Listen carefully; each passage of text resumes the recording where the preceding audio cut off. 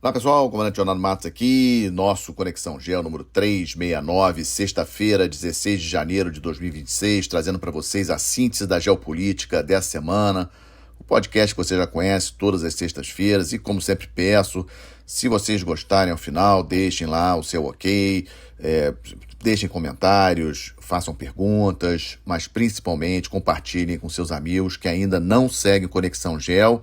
E não esqueçam, Conexão Geo também disponível no Instagram, Facebook e no X. O tema principal que trouxe hoje para vocês é a questão do Irã. O que os Estados Unidos farão em relação ao Irã? Bom, primeiro me permitam uma breve retrospectiva geopolítica aqui que acho importante. Irã não é um país qualquer. Já falei isso várias vezes para vocês.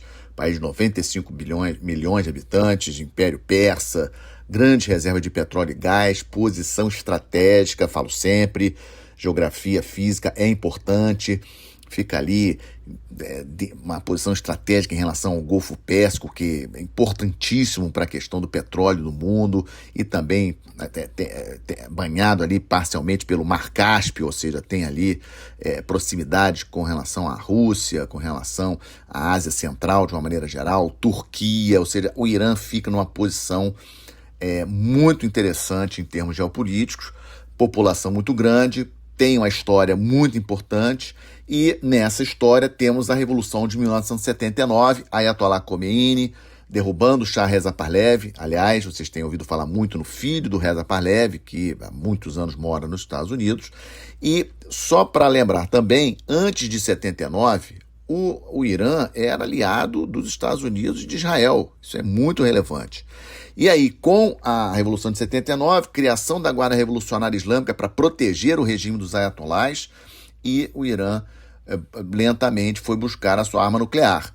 Israel já tinha arma nuclear, o Irã escolheu Israel como seu grande inimigo, e desde os anos 80 que o Irã busca ter a arma nuclear de maneira secreta, o Israel obviamente tentando sempre sabotar.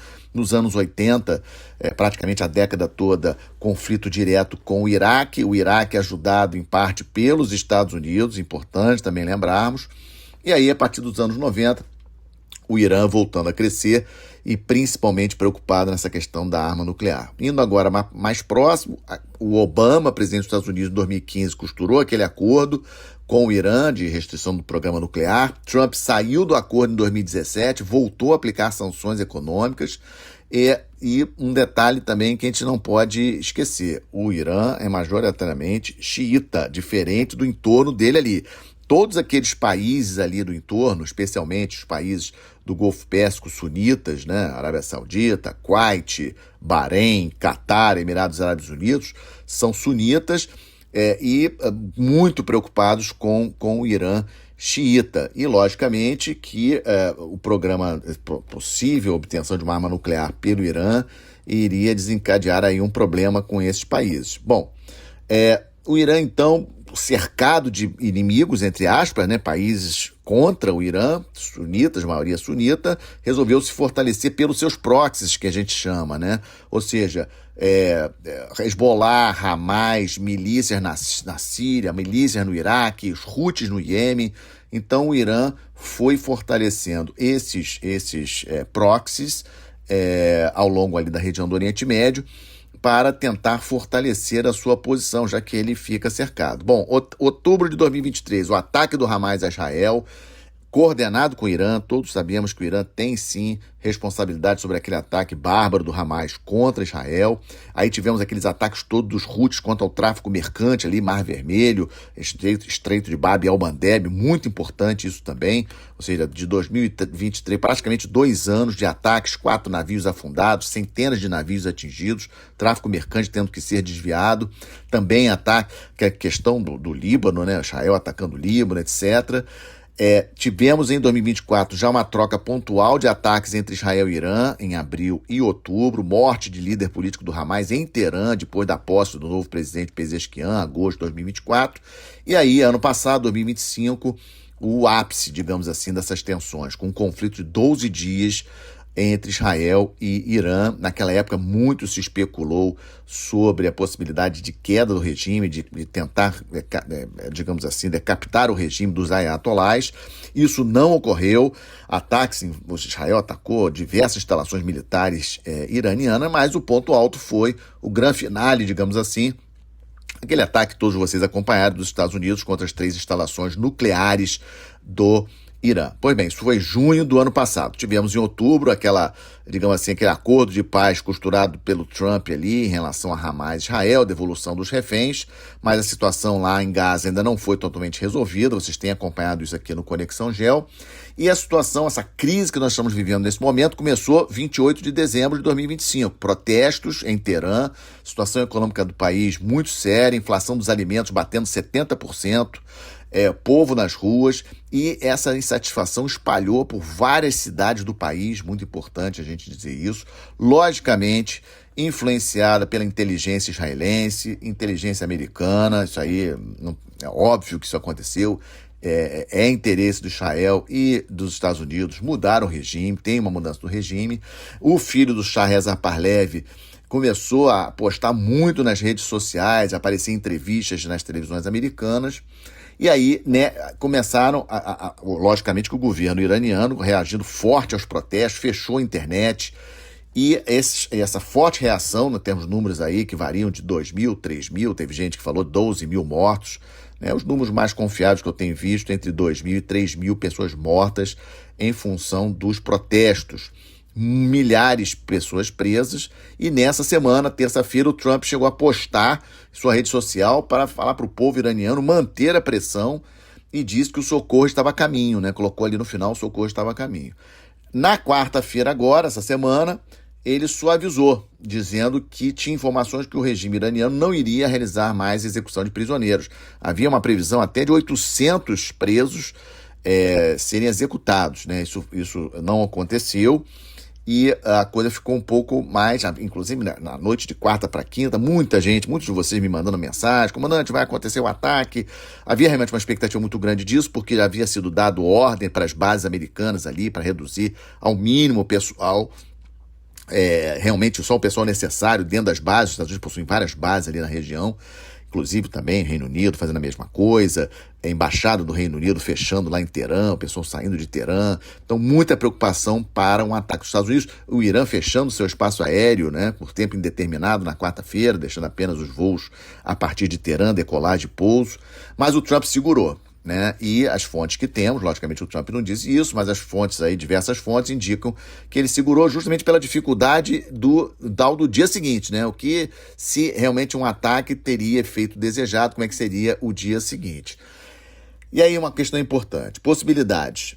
Ataque contra as instalações de mísseis balísticos iranianos, uma grande preocupação de Israel, ataques contra a guarda revolucionária, ataques cibernéticos, com estruturas de comando e controle. Aliás, isso aí seria a primeira coisa, mas falta a presença de um grupo de batalha centrado em porta-aviões, que dá ali uma presença maior de aeronaves de combate dos Estados Unidos na região. Isso aí é tradicional para todas as ações dos Estados Unidos em qualquer região. Vimos agora lá na Venezuela, já vimos várias vezes lá na região Afeganistão, Iraque, etc. Próprio ataque lá de junho do ano passado contra o Irã. E ontem, quinta-feira, a confirmação do Pentágono que o grupo de batalha do USS Abraham Lincoln, que estava operando no Mar do Sul da China, recebeu ordem de ser deslocado para a região da Quinta Esquadra, a região ali do Oriente Médio. Então agora temos aí um dado muito relevante, previsão aí cerca de 7 a 10 dias para o grupo de batalha do Abraham Lincoln chegar lá, e aí sim acho que poderemos ter um ataque. Mas é importante nós pensarmos o seguinte: para que é esse ataque? É só para alertar o regime? Realmente os Estados Unidos acham que é possível uma mudança de regime? E o que eu vejo como a única possibilidade, eu descarto essa possibilidade do Shah Reza Pahlavi, o filho do Shah Reza Pahlavi, voltar como grande herói, ser saudado. Isso não acredito que vai acontecer, mas não descarta a possibilidade dos Estados Unidos, Israel ali nos bastidores, estarem tentando construir um possível governo do presidente Pezeshkian sem o Ayatollah Ali Khamenei. E aí teria que ter o ataque a todas as infraestruturas da Guarda Revolucionária Islâmica, como eu falei, criada lá em 79 para proteger o regime dos ayatolás. Irã tem essa questão de ter forças armadas e ter Guarda Revolucionária, então eu acho que é um pouco por aí que pode acontecer, mas vamos esperar aí os próximos dias. A novidade do Abraham Lincoln, eu acredito que só lá na próxima sexta-feira, no próximo Conexão, eu possa ter novidades em relação ao Irã. Até lá, não acredito em ataque aéreo dos Estados Unidos ao Irã. Bom, tema Groenlândia, também um tema muito falado essa semana, né? Importante, gente, nós entendemos. Tira a camisa do clube, né? Tira aquela torcida, eu gosto disso, eu gosto daquilo. Esquece isso. O Trump 2.0 não tem questões multilaterais, acordos multilaterais, né? Ele não está preocupado com a ONU, não está preocupado com a OTAN, ele está preocupado com os Estados Unidos. E Groenlândia, para o Trump, é Western Hemisphere, é área de interesse primário dos Estados Unidos, é continente americano, como é o caso da Venezuela, como é o caso de Cuba, etc. Isso é muito relevante. E, efetivamente, Groenlândia, uma ilha enorme, 2 milhões de quilômetros quadrados, é como se fosse o estado do Amazonas, mais o estado de Minas Gerais. Pra vocês terem uma ideia do tamanho da Groenlândia. Com apenas 60 mil pessoas, né? Uma coisa incrível. Mas com muitas riquezas minerais não exploradas. Estamos vendo essa questão do degelo ali sobre o Ártico, o Oceano Ártico ali. Cada ano que passa, menos gelo sobre a superfície do Ártico, mais trânsito de navios mercantes, principalmente comércio com China e Rússia, mas a China também fazendo algum comércio com a Europa via Rota Norte, ali de cima, e o Trump colocou na cabeça que quer a Groenlândia de qualquer maneira. A novidade da semana em relação a essa questão, que na verdade essa questão não é nova, né? O Trump já tinha tentado comprar a Groenlândia em 2019, no seu primeiro governo, tentou, aliás, não é só o Trump, né? Eu já falei isso algumas vezes, né? Esse assunto, esse interesse pela Groenlândia já é antigo. Na época da compra do Alasca, a Rússia, lá em 1867, já havia um interesse também em relação à Groenlândia. Depois, no final da Segunda Guerra Mundial, o interesse do Truman de comprar a Groenlândia. Ou seja, a Groenlândia é realmente estratégica. Mas temos a novidade na semana, que foi o encontro, na minha avaliação, pífio, né, lamentável, do Giri Vance, vice-presidente da República, que aliás esteve na Groenlândia em março do ano passado, e o Marco Rubio, que é o secretário de Estado dos Estados Unidos, com o ministro de Relações Exteriores da Dinamarca e o equivalente lá da Groenlândia. Lembrando a você, Groenlândia é um estado associado da Dinamarca, tem uma infraestrutura de governo e tem ali uma pessoa que faz a figura de ministro de Relações Exteriores, embora formalmente as relações exteriores e a defesa da Groenlândia são feitas pela Dinamarca, né? A Dinamarca tem primeiro-ministro, a Groenlândia tem primeiro-ministro, tem Assembleia, tem uma pequena Assembleia Nacional para tratar dos assuntos internos da Groenlândia, mas como eu falei, um país 60 mil habitantes, né, uma economia muito dependente da ajuda da Dinamarca. E aí havia uma expectativa, né, de que talvez esse encontro pudesse resultar em alguma coisa. Esse encontro foi na quarta-feira, isso não aconteceu. Nem uma foto ali junto de Giri Vance, Marco Rubio com o ministro de Relações Exteriores no final, nada, ou seja, foi dado aí pouca importância. Isso, obviamente, já vinha irritando muitos europeus, né? Macron falou isso, vários líderes europeus reclamaram dessa questão da Groenlândia, e na própria quarta-feira à noite chegaram militares, né, lá na Groenlândia, da própria Dinamarca, da França, Alemanha prometendo também envio de militares, Noruega, Suécia, para entre aspas, exercício lá na Groenlândia. Uma tentativa de demonstração de força lá, de que a Europa está junto com a Groenlândia, etc. Eu acho que esse assunto, e eu falei isso num Minuto Conexão Geoespecial quarta-feira, muito mal conduzido pelos dois lados. Pelo Trump também. Eu acho que o Trump tem todo o direito, os Estados Unidos, né, olhando do ponto de vista estratégico, tem todo o direito de querer a Groenlândia, pelos motivos que eu já apresentei, posição estratégica, riquezas minerais, mas está conduzindo mal essa situação, levando aí a uma ira dos habitantes da Groenlândia, da mesma forma como a Dinamarca, obviamente os dinamarqueses, Dinamarca um país da OTAN, aliado militar, e também aos demais europeus. Eu não acho bom para os Estados Unidos, do ponto de vista da grande estratégia dos Estados Unidos, um rompimento com a OTAN. Então essa questão da Groenlândia desgastando demais, Eu digo que os dois lados estão agindo de forma errada, porque eu acho que também a Dinamarca poderia ser um pouquinho mais low profile, tentar resolver esse assunto sem grandes declarações e tentar insistir com os Estados Unidos numa negociação, e acho que os Estados Unidos deveriam aceitar a proposta dinamarquesa de abrirem outras bases militares. A Dinamarca já ofereceu para os Estados Unidos abrirem mais bases. Hoje os Estados Unidos possuem apenas uma base lá na Groenlândia e também acordo de exploração dos minerais lá na Groenlândia, ou seja, e aí com a presença maior de empresas americanas, de militares americanos na Groenlândia, automaticamente, no curto, médio prazo, a própria população da Groenlândia vai sentir aí o incremento, a melhora de qualidade de vida pelo incremento aí da economia, porque isso obviamente ia trazer recursos para o país, e aí aceitaria com mais facilidade essa questão de um plebiscito para votar ele sair da Dinamarca, deixar de ser um associado à Dinamarca e passar a ser, por exemplo, um Estado associado aos Estados Unidos, como é o caso de Porto Rico.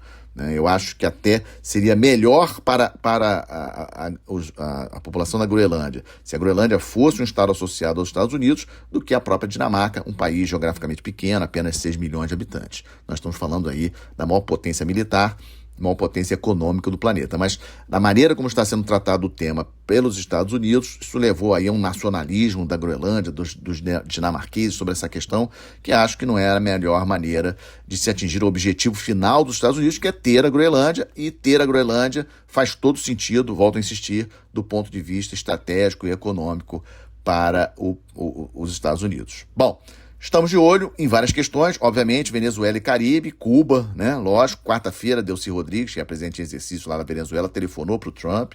Trump também falou que está tudo bem, estão se entendendo muito bem, etc. Aquilo que eu já comentei na semana passada, Trump escolheu Delcy Rodrigues por enquanto, deixa ela lá, né? É mais fácil deixar, digamos assim, alguém que tenha, mesmo que tenha algum controle sobre os militares, etc., deixa o status quo, para poder, então, entrar com a questão econômica, petróleo, minerais, etc. A Venezuela interrompeu o fornecimento de petróleo para Cuba.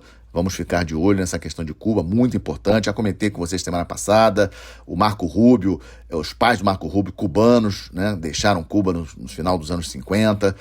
O Marco Rubio tem muito interesse, obviamente ele é secretário de Estado, está ali no ouvido do Trump toda hora, e tem muito interesse em relação a Cuba. Seria também uma grande vitória para o Trump se Cuba virasse, digamos assim, se tornasse um aliado. Imagine Cuba, depois de tantos anos, aliado inicialmente à União Soviética, depois aí aliado à Rússia, à Venezuela, se Cuba mudasse de lado e passasse a ser um país aliado dos Estados Unidos, seria uma mudança muito significativa. Cuba fica numa posição estratégica em relação ali aos Estados Unidos, geograficamente muito próximo.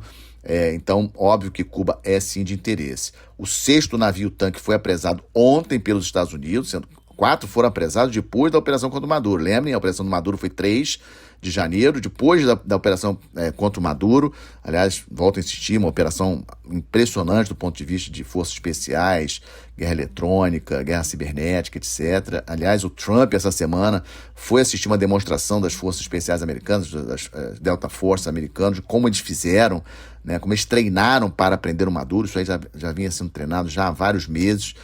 Não é de hoje que eles estão se preparando para essa operação, realmente impressionante. Eu vi as imagens, não sei se vocês viram o vídeo do treinamento que eles fizeram, a demonstração que eles fizeram para o Trump, realmente impressionante. E nessa questão de Cuba, estou muito de olho na questão do México, porque o México agora é quem fornece petróleo ali para Cuba. Será que vai conseguir fornecer? Será que vai manter aí? Cuba numa situação econômica muito difícil. O grupo de batalha do USS Gerald Ford permanece na região, o grupo de assalto anfíbio do Iwo Jima também. Teve até uma nota do Comando Sul dos Estados Unidos dizendo isso, né, que os dois grupos ainda se encontravam ali no Caribe. E como eu falei, ontem teve o 6º navio apresado. Estamos de olho, muito importante essa questão. Qualquer novidade trarei para vocês em algum Minuto Conexão Gel. Conflito Rússia e Ucrânia, muito frio lá na região, muito frio na Ucrânia. Obviamente a Rússia com dificuldade de conseguir avançar no terreno. A Ucrânia segue atacando as infraestruturas, principalmente ligadas a petróleo da Rússia. Inclusive atacou essa semana a plataforma de petróleo no Mar Cáspio. E a Rússia atacando instalações de energia da Ucrânia, ou seja, para dificultar a vida dos ucranianos. E também instalações portuárias ucranianas para dificultar a questão de exportação de grãos, um recurso aí importante aí para a economia da Ucrânia. A Rússia essa semana também lançou mais um míssil Oreshnik, que é um míssil aí hipersônico, com capacidade de ter ogiva nuclear, lançou contra a Ucrânia, foi a segunda vez que empregou esse míssil, mais ou menos uma resposta, digamos assim, à Europa, à OTAN, aos Estados Unidos, do que a Rússia seria capaz, né? Esse míssil atingiu ali uma região próxima da cidade de Lviv, que fica bem perto ali da fronteira com a Polônia. Na minha avaliação, um dado importante que eu achei ruim, a notícia de que ontem o presidente brasileiro entrou em contato com o presidente da Rússia para falar sobre a situação, várias coisas, inclusive Venezuela.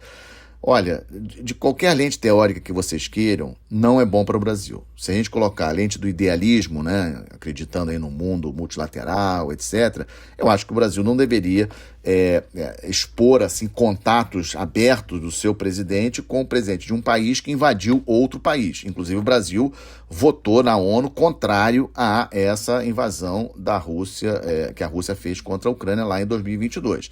Então, se a posição do Brasil foi contra a invasão da Ucrânia pela Rússia, eu acho que essas demonstrações aí de contato, de telefonema, eu acho que não são positivas. E do ponto de vista da lente teórica e do realismo, gente, os Estados Unidos acabaram de fazer uma operação impressionante lá na Venezuela. Para que cutucar, para que mostrar essa proximidade com o líder russo nesse momento, né? Eu acho isso aí temerário, com as duas lentes teóricas, né? Eu não vejo isso aí positivo. Outro tema que estamos de olho, eleições presidenciais em Portugal. Portugal é um país irmão nosso, agora neste domingo, uma eleição aí com 11 candidatos, um número impressionante. O líder nas pesquisas, pelos últimos dados que possuímos, é o André Ventura, que é o presidente do Chega, um partido aí mais à direita, muito duro com relação à questão dos imigrantes ali em Portugal. Ele está à frente, aí os dados, 24%, seguido com 23% o Antônio José Seguro, que é o candidato do Partido Socialista. E o João Cotrim de Figueiredo, seu terceiro ali na disputa, com 19%. Vamos ver, eleições agora neste domingo. Fatalmente teremos segundo turno lá em Portugal. O segundo turno será no dia 8 de fevereiro. Outro tema que também estamos de olho, o Fórum Econômico Mundial de Davos, será na semana que vem, de 19 a 23, e o destaque, dessa vez, Trump vai com tudo, vai com maior delegação da história dos Estados Unidos para esse evento. Então há uma mobilização muito grande lá em Davos. Fico imaginando lá até os hotéis, Airbnb, é uma confusão grande, não sei, porque é um evento que, com a presença do presidente Trump, ganha muito. Para vocês terem uma ideia, dos 7 líderes, né, do G7, 6 vão, né, inclusive o Trump, como eu falei. Então, 64 chefes de Estado previstos, né, pelo site lá do evento, né, eu dei uma olhada para trazer para vocês. Líderes importantes não vão, né, Xi Jinping não vai, Narendra Modi não vai, mas o Zelensky lá da Ucrânia, obviamente, vai, porque ele precisa manter o tema Ucrânia na cabeça de todo mundo. Então, vamos ficar de olho nesse evento que acontecerá na semana que vem. Teremos aí, com certeza, teria assunto para falar com vocês em Minuto Conexão Gel sobre o Fórum Econômico Mundial de Davos, mais uma vez começando na segunda-feira, dia 19.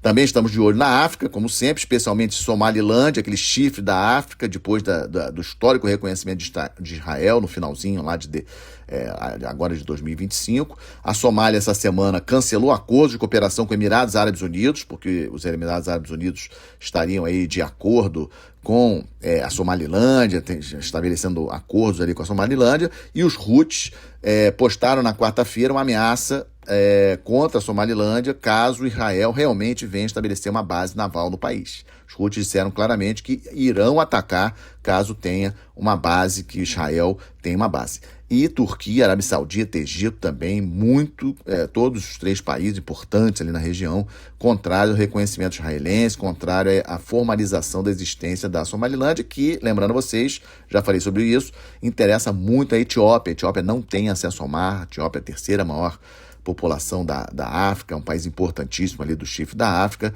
e a Etiópia é muito interessada em usar um porto lá na Somalilândia para escoar os produtos.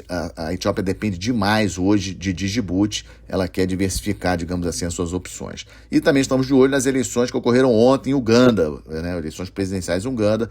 Vamos ver, resultados devem sair nos próximos dias. Também lá na África, exercício naval envolvendo países dos BRICS termina hoje, sexta-feira, lá.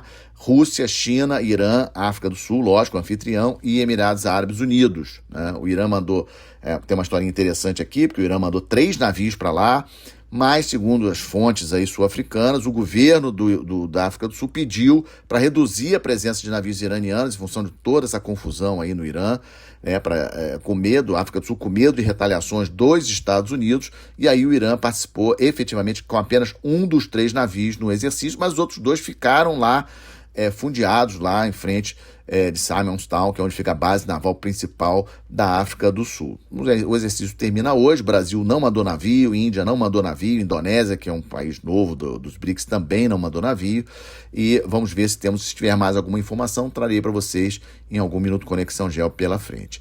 Essa semana também destaco Coreia do Sul, encontro entre os líderes de Coreia do Sul e Japão, 2 dias de encontro lá em Nara, terra natal da primeira-ministra japonesa, né? Foram 2 dias de encontro entre a primeira-ministra japonesa e o presidente da Coreia do Sul, que já acertaram o próximo encontro na cidade natal do presidente da Coreia do Sul, lá na Coreia do Sul, ainda para esse primeiro semestre. Vejam aí 2 países que têm histórias aí de muitos problemas, mas tem um amigo comum que é complicado, os Estados Unidos, né? Essa postura do Trump de America First, etc. Obviamente, todos os aliados passaram a ficar preocupados com esse Trump 2.0 e Coreia do Sul e Japão, todos sabemos, né, inimigos comuns, Coreia do Norte e China, tá?